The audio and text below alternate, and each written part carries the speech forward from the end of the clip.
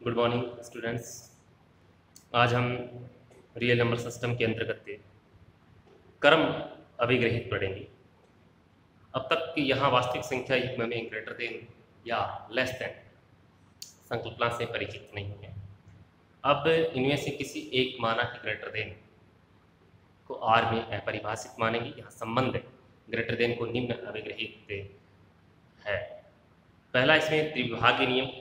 त्रिविभागीय नियम में मानते हैं हम सबसे पहले कि माना कि ए बी दो एफ के अंदर एलिमेंट है, तो हम जानते हैं कि दो अगर एफ में अलग अलग एलिमेंट है ए और बी, तो इन दोनों एलिमेंट्स में एक और एक संबंध सकते हैं। आइदर एक ग्रेटर देन बी होगा या एक लेस देन बी या इक्वल टू बी। कहीं ना कहीं त्रिविभागीय का मतलब है कि इन तीनों में से कोई न कोई चीज सकती है। दो अलग अलग संख्याएं तो निश्चित रूप से या तो ए बड़ा होगा या फिर बी बड़ा होगा, और फिर तीसरी पॉसिबिलिटी ये है कि दो संख्याएं अगर समान हो सकती है तो ए और बी इक्वल होंगे। तो इसे हम त्रिविभागीय नियम कहते हैं। अगला जो क्रम अभिग्रहित है, क्रम अभिग्रहित के अंतर्गत जो उसको हम संक्रामक नियम कहते हैं। संक्रामक नियम में क्या है कि हम तीन एलिमेंट मानते हैं, let's A B C.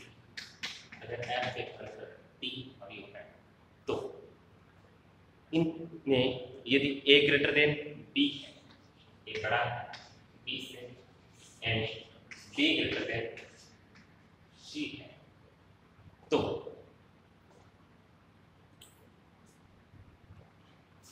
A B से बड़ा है, बी सी से बड़ा है, तो हम कह सकते हैं कि ए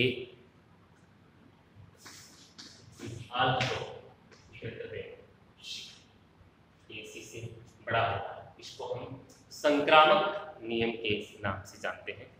एक इसी प्रकार से चार संख्या ले सकते हैं, पांच ले सकते हैं। संक्रामक एक दूसरे से, संक्रामक रोग से जो है एक दूसरे को फैलने से एक प्रकार का एक क्रम बनता है, एक सीक्वेंस बनती है बड़े होने की। ए इज ग्रेटर देन बी है, बी ग्रेटर देन सी है, सी ग्रेटर देन डी है, तो यहाँ हम कह सकते हैं ए बी सी डी बड़ा होगा।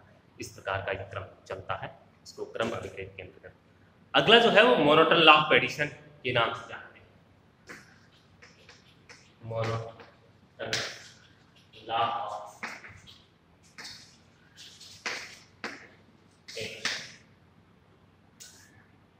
योज्य एक विशिष्ट नियम कहते हैं। योज्य एक विशिष्ट नियम में हम ये लेते हैं, माना कि ए बी दो एफ के अंतर्गत एलिमेंट है और ए बी हाँ A greater than B, then third element C आपके पास है B plus C greater than B plus C, जहाँ सी तीसरा ये इस क्रम को सुनिश्चित करता है। यहाँ सी के लिए हमारे पास कोई कंडीशन नहीं है कि सी पॉजिटिव हो सी नेगेटिव हो, बट अगला जो मोनोटन लॉ ऑफ मल्टीप्लिकेशन जो हम पढ़ते हैं उसमें देखते हैं मोनोटन लॉ मल्टीप्लिकेशन, इसमें भी हम ए बी दो के एलिमेंट जहां ए ग्रेटर देन बी है, A C is greater than A C is greater than A C, but F है necessary condition C is greater than G होना चाहिए। वहां आपके पास मोनोटन लॉ ऑफ एडिशन में सी का पॉजिटिव या नेगेटिव कुछ भी हो सकता है, क्योंकि ए प्लस सी हमेशा बड़ा रहेगा ए प्लस सी। लेकिन इसमें यदि सी नेगेटिव होता है तो ए सी लेस देन ए सी होता है, इसलिए सी पर ये कंडीशन अति आवश्यक है। सी की इस सेट का ओरिजिन बिलोंग्स टू कहने का मतलब है कि क्रम के ये 4 अभिग्रहित है, जो भी क्षेत्र, जो भी फील्ड 11 प्रॉपर्टीज को संतुष्ट करने के पश्चात कोई क्षेत्र बनता है। लेकिन वो क्षेत्र क्रम के इन 4 अभिग्रहितों को भी संतुष्ट करता है, वह क्षेत्र कर्मित क्षेत्र बन जाता है। वह क्षेत्र कर्मित क्षेत्र बन जाता है। यानी कि Q प्लस से क्रॉस हमने देखा था Q प्लस और R प्लस क्रॉस दोनों के दोनों क्षेत्र थे। अब हमें ये देखना है क्या ये दोनों Q plus cross and R plus cross R, ये दोनों क्षेत्र क्रम के 4 अभिग्रहितों को भी, क्रम के 4 प्रतिबंधों को भी ये संतुष्ट करते हैं। इसलिए Q प्लस डॉट या Q प्लस क्रॉस या R प्लस क्रॉस कर्मित क्षेत्र है।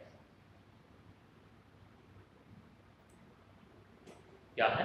कर्मित क्षेत्र है। क्षेत्र तो नहीं है लेकिन कर्मित क्षेत्र भी है। ऑर्डर्ड फील्ड कहलाता है। किसी भी उसकी जो परिभाषा है, किसी क्षेत्र के अवयव उक्त 4 क्रम अभिग्रहितों O1, O2, O3, O4 का पालन करते हैं तो ये क्षेत्र कर्मित क्षेत्र कहलाता है। यदि क्षेत्र F में धनात्मक वर्ग P विद्यमान हो तो F को कर्मित क्षेत्र कहते हैं। लेकिन देखिए कि C प्लस डॉट है, ये कर्मित क्षेत्र नहीं है क्योंकि इसमें क्रम की संरचना जो है वो नहीं होती है। इसलिए set of complex number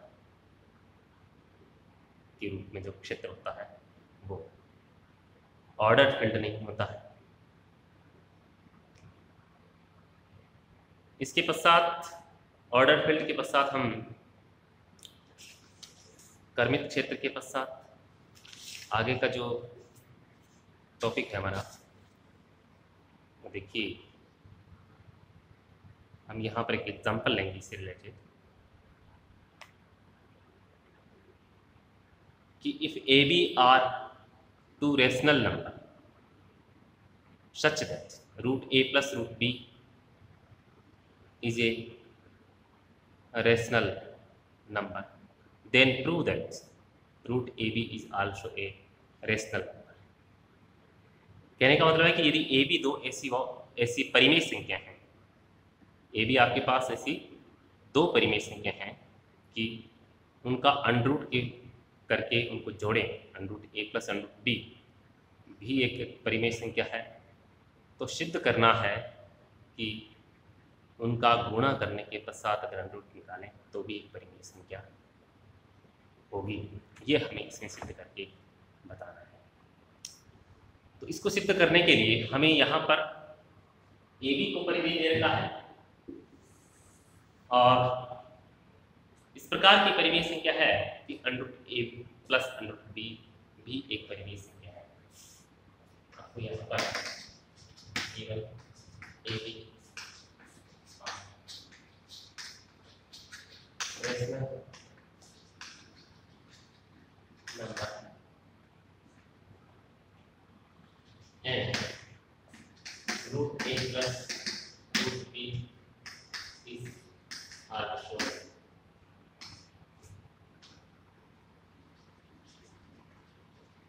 rational number।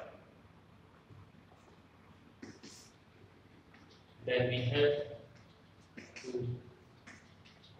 show that root A is also a rational number। 2 संख्याएं ए बी परिमेय है, उन संख्याओं का अंडरूट करके जोड़े वो भी एक परिमेय संख्या है। तो हमें ये दिखाना है कि अंडरूट ए बी भी एक परिमेय संख्या होगी।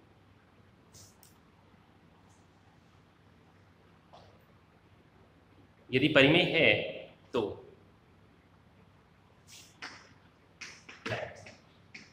ए belongs to Q and root A plus root B also belongs to, ये गिवन है। और हमें रूट ए बी को भी इस क्यू में शो करना है, दिखाना है। क्योंकि जब ये क्यू में तो root A plus root B कहीं ना कहीं पी बाई क्यू से इसको कर सकते हैं परिमेय संख्या होने के बाद, जहां पी क्यू दोनों के दोनों integer and Q not P Q belongs to I integer and Q not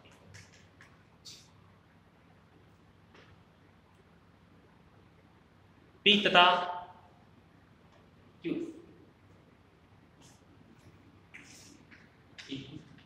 are relatively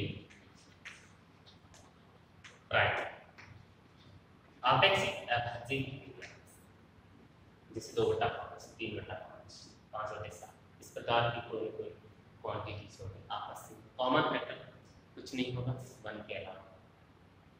relatively private का मतलब है कि आपस में इनमें कुछ भी कॉमन फैक्टर नहीं होगा। 3/5, 3/7, 5/7, 7/11 इस प्रकार की क्वांटिटीज ये होंगी परिमेय संख्या के रूप में। जब आपने root of P plus root of Q को पी बाई क्यू के रूप में माना है, हम दोनों पक्ष का इसका वर्ग करके देखेंगे। इसका वर्ग ए प्लस होल स्क्वायर करेंगे तो होल स्क्वायर से रूट ए पी स्क्वायर प्राप्त होता है।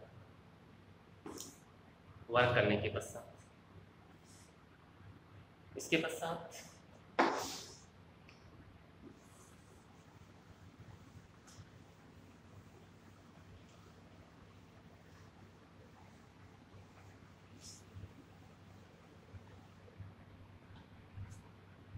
Root A is equal to P square और Q square minus A minus B पक्षांतरण करके हम रूट ऑफ ए बी के बराबर ये 1/2 P square Q square minus A minus B के रूप में प्राप्त कर लेते हैं।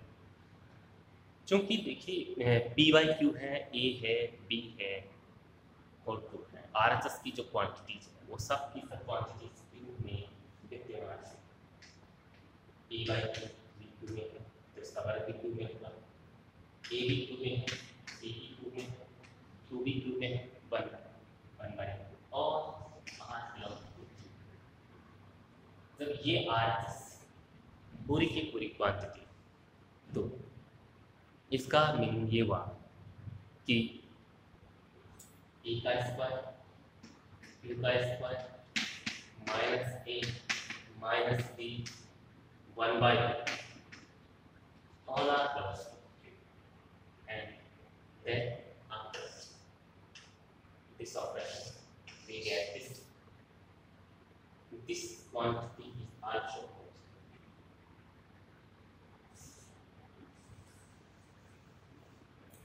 इन संख्याओं को आपस में इस प्रकार से लिखें 2 का inverse P square Q square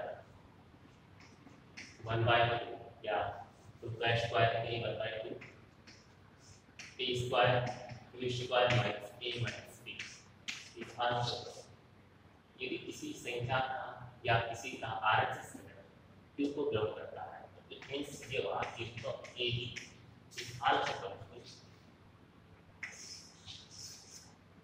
और रूट ए बी का क्यू को बिलोंग करना यानी कि परिमेय सिद्ध करना है। अर्थात यही सिद्ध करना है कि रूट ए बी एक परिमेय संख्या को बिलोंग करती है। अर्थात रूट ए बी भी किसी न किसी पी बाई क्यू के रूप में आर बाई एस के रूप में हम इसको व्यक्त कर सकते हैं। अर्थात अंडरूट ए बी भी एक परिमेय संख्या होगी। इसी प्रकार से हम एक एग्जांपल और लेते हैं।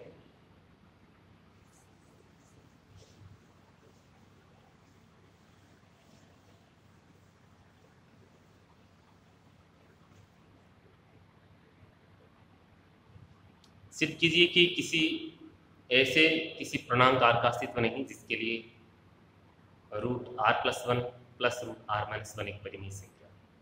प्रूव करना है, prove that there existed no integer r for which √r+1 plus √r-1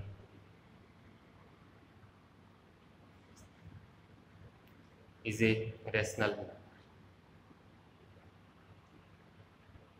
तो हमें सबसे पहले इसमें क्या करना है, संभव हो तो मान लीजिए कि ऐसे पूर्णांक r का अस्तित्व है।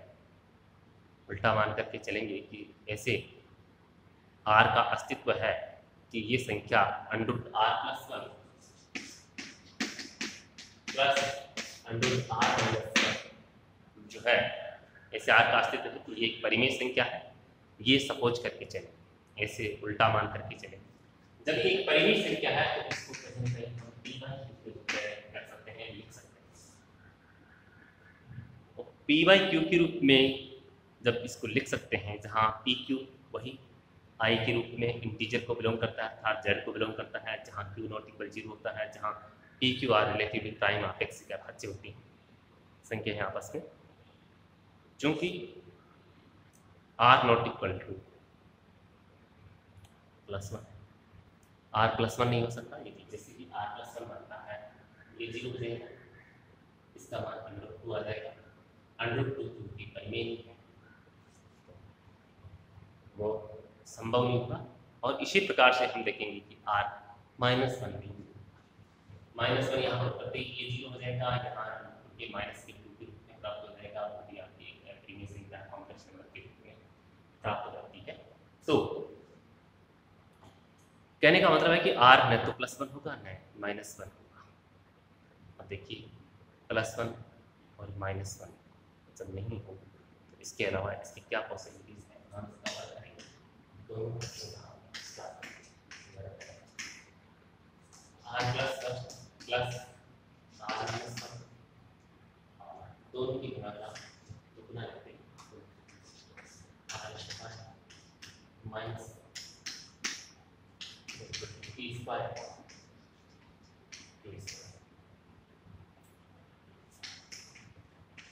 तो आप आपस में प्लस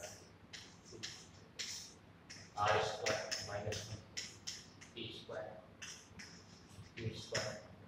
2 को आप कॉमन ले लेते हैं, तो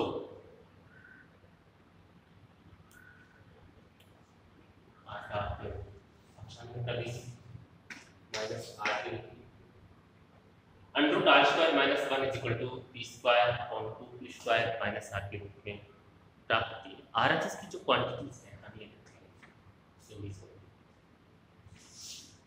p अर्थात p बाई q 2 या 1/2 और r ये सब के सब q के हैं, तो इनका वर्ग करेंगे, इसको आप इस रूप में देखेंगे कि RHS q को बिलोंग करता है। जब ये q को बिलोंग करती है अर्थात ये भी एक परिमेय संख्या है, जब ये q को बिलोंग करती है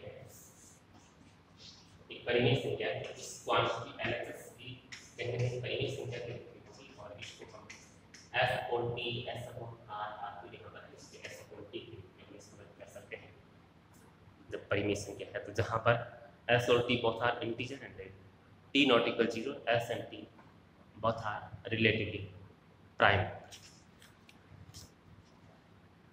इस स्थिति में फिर हम इसमें वर्क करेंगे, वर्क करके हम देखते हैं कि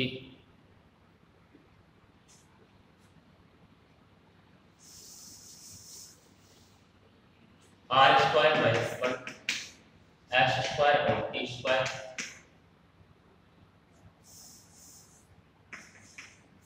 and t r² - 1 s²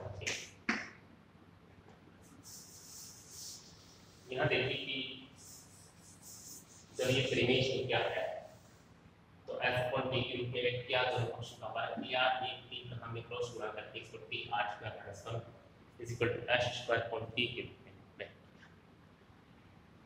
चूंकि एस और टी यहाँ पर जब ये परिभाषा दी थी यहाँ पर लिखा था एस एंड टी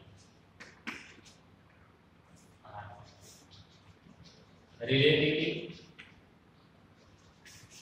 प्राइम, जब ये आपेक्षिक आभाज्य है, आपेक्षिक है कि दोनों में एक दूसरे का भाग नहीं करता है, तो जब s और t रिलेटिवली प्राइम है तो s स्क्वायर t आंशों रिलेटिव s स्क्वायर t आंशों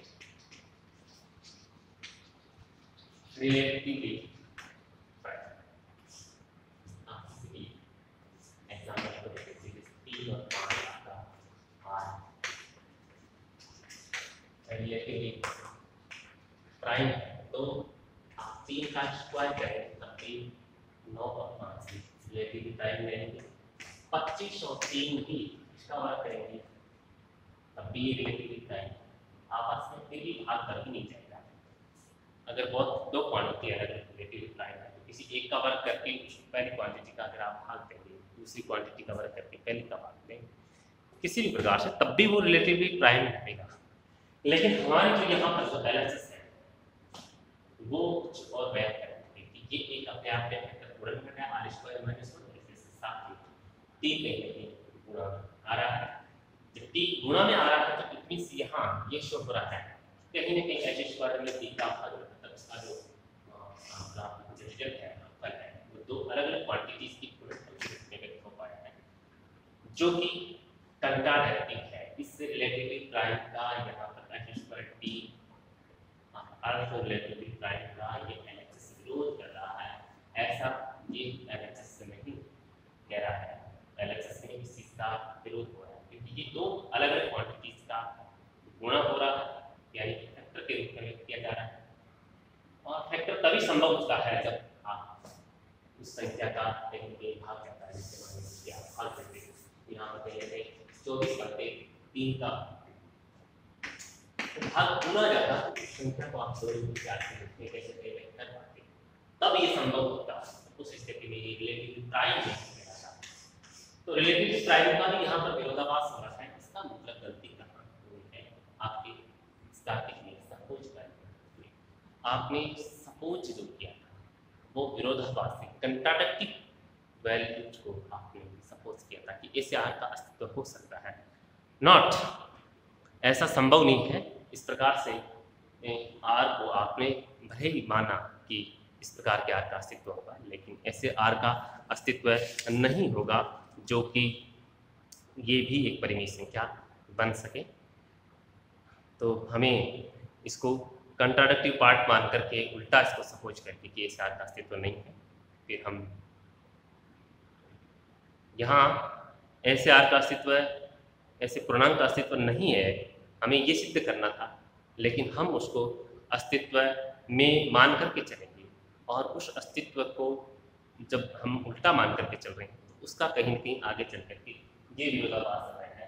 विरोधाभास में क्या हो रहा है कि एस स्क्वायर और टी आपस में रिलेटिवली प्राइम होने चाहिए, लेकिन LHS इसको इस चीज़ का विरोध कर रही है। इसका मतलब हमने जो माना था वो चीज़ गलत थी, अर्थात ऐसे आर का अस्तित्व संभव नहीं होगा।